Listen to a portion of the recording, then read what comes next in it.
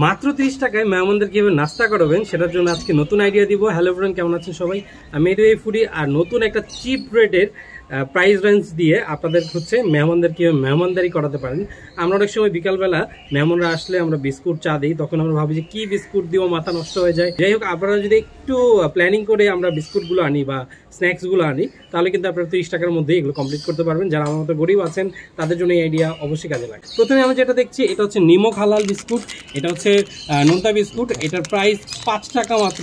তো আপনারা প্যাকেটটা দেখতেই পাচ্ছেন। তারপর আমরা যেটা দেখাবো এটা হচ্ছে এনার্জি বিস্কুট। এটা হচ্ছে ইস্পাহানি কোম্পানির এনার্জি বিস্কুট। এটার প্রাইসও মাত্র 5 টাকা। তো এটাতে আপনারা 4টা বিস্কুট পাচ্ছেন। তো এইটা হচ্ছে ডুপ্লেক্স বিস্কুট।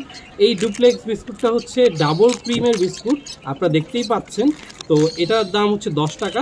আর এটা হচ্ছে চকোফান বিস্কুট, এটা হচ্ছে দাম 10 টাকা। তো আপনারা সবগুলোই ট্রাই করতে পারেন।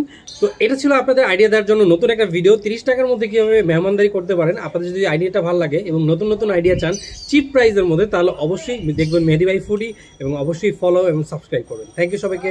আসসালামু আলাইকুম।